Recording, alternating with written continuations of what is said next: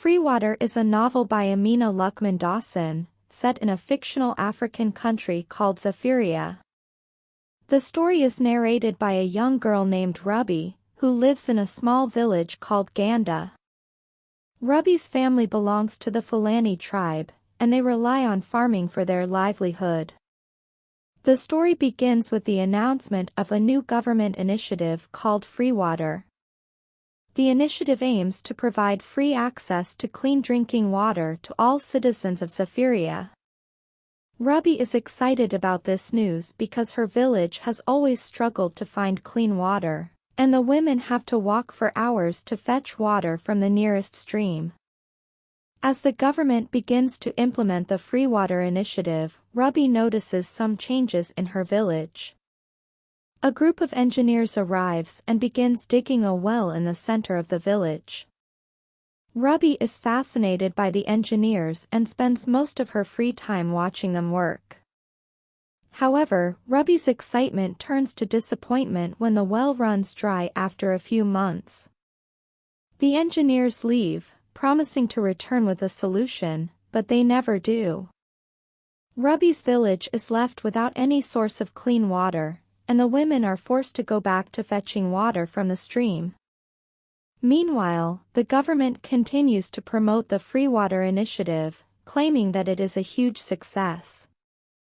Ruby's father, who is a local leader in the Fulani community, becomes suspicious of the government's claims and begins to investigate.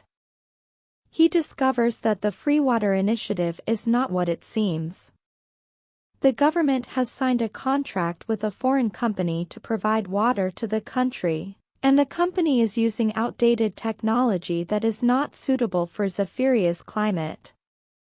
Ruby's father shares his findings with the other local leaders, and they decide to take action. They organize a protest against the government, demanding that they provide clean water to their communities. The government responds to the protest with violence, and several people are injured. Ruby's father is arrested and charged with inciting the protest. Ruby and her family are forced to flee their village and seek refuge in a neighboring country. The rest of the novel follows Ruby and her family as they try to build a new life in exile. Ruby becomes increasingly aware of the political situation in Zephyria, and begins to understand the importance of speaking out against injustice. In the end, Ruby and her family are able to return to their village, and they join forces with other communities to create a sustainable source of clean water. The Freewater initiative is exposed as a sham, and the government is forced to provide genuine solutions to the country's water crisis.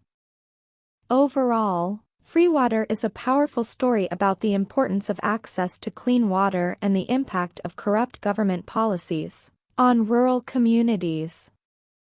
Ruby's journey from a curious young girl to a fearless advocate for her community is inspiring and thought-provoking.